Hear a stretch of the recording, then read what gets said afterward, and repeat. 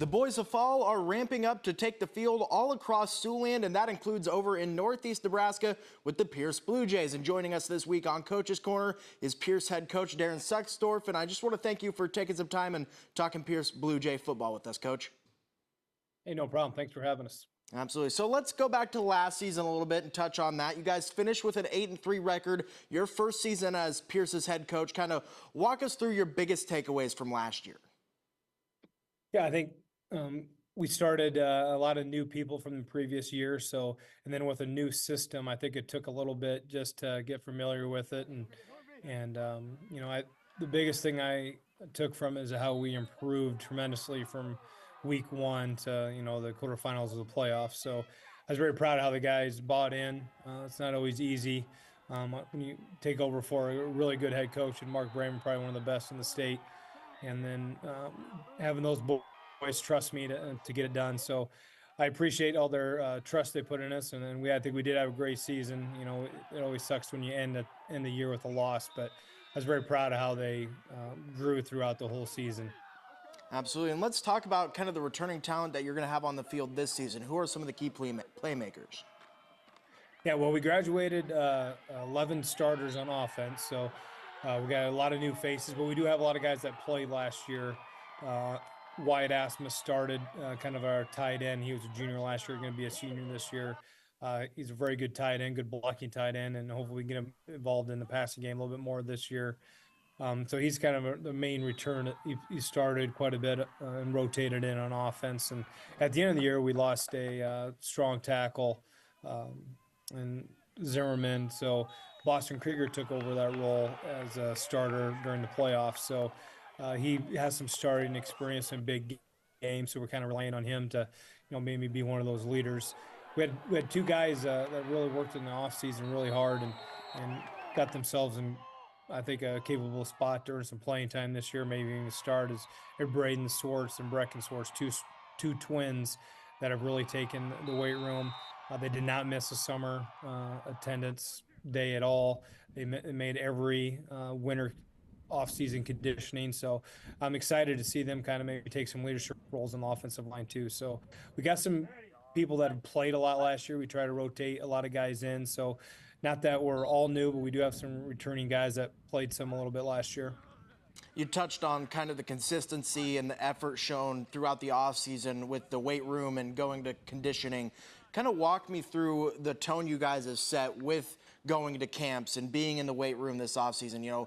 How does that impact what you guys are going to put on the field this season? Yeah, so I sit down with a senior group every year in the spring, and then they come up with a theme. And maybe this senior class is, hasn't had a lot of expectations put on them. So their biggest thing is they want to prove a lot of people wrong. And, even in their preseason, I don't think we're getting a lot of love in their ratings, which is fine. But they definitely want to prove them wrong. So they have the motto this year is something to prove. So I think it fits it really well. So we're trying to prove it every day that we belong. In this SEC of C1 football in Nebraska, there's a lot of good teams. There's not a cupcake on the schedule in C1. So we got our hands full, and they wanted to prove that they can belong and be one of the teams at Pierce High that represents the community well. And they're doing a great job, and it started with the offseason. As you head into your second year, like you had mentioned earlier, you're instilling a new system as of last year. What defines your play calling style on both offense and defense?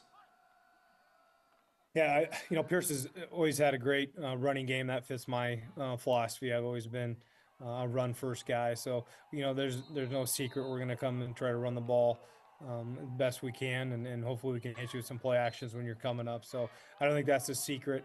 Defensively, I didn't change anything defensively. We got a great coach in Tyler Legate. He's been calling the defense here the last 4 or 5, I think probably six or 7 years. So, and it's very similar style that I used to run. So he has total control of the defense, and he did a great job. And probably one of the reasons why we were able to turn the corner a little bit. We had some struggles offensively just because it was new in the beginning of the year, but our defense kept us in games and gave us a chance to win. And so a lot of kudos to him. He's one of the best coaches in the state. Also on the defensive end, he's done a great job. He relates with the kids really well and gets them very motivated. He's your typical defensive coordinator, the guy that you want running the defense. So I let him have it. Absolutely. Let's talk about your transition from Lutheran High Northeast to Pierce. What was kind of the biggest challenge in kind of jumping into a new role at a new school? I think the biggest challenge was just getting back to 11-man football. At Lutheran High, we were 8-man for the last 4 to 6 years. So I had to change back to 11 and we kind of morphed terminology so it wouldn't be such a big change on the kids. So that was probably the biggest struggle. I've always looked up to Coach Bramer and try to do what he did in his program. So a lot of stuff we did at Lutheran High, we were trying to do that Pierce did, we were trying to do at Lutheran High, excuse me. So a lot of the stuff was familiar with when I got here. He's always been a big role model of mine. I've tried to emulate him, everything as a program wise. Let's talk about your relationship with Coach Bramer, because obviously you went to Pierce, you graduated from Pierce. Kind of walk me through the building blocks of that relationship when you were in high school, and then kind of how that's impacted you as a coach. Yeah, I think the biggest thing Coach Bramer instills in a young man is this, hard work. You can achieve a lot of success just by showing up and working hard in life, not taking the easy way out, and that's something that always stuck with me, and I've always something he instilled in me actually, and that I still use to this day. So he's been a big role in my life and developing something I'd like to do and follow in his footsteps. So I got a lot to live up to, but I do have a guy. He's always here in the office if I have any questions or need any help. So I got to take advantage of that whenever I can. Absolutely. I think the final point I want to touch on is week one. You guys travel down to Aurora to take on the Huskies. What are you looking forward to in that game in week one?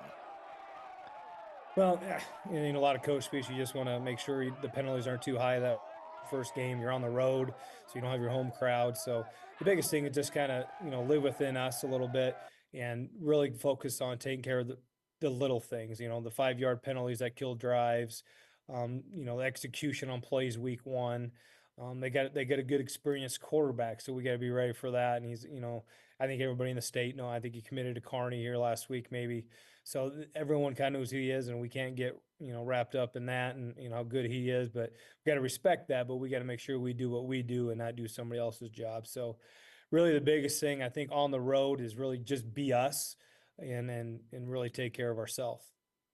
Absolutely, and not too long before you get to take the field and kind of show everyone that you guys have something to prove. And I want to thank you one more time, Coach, for chit-chatting some Pierce Blue Jay football with us. Yeah, thanks for having us again. Always good to talk football.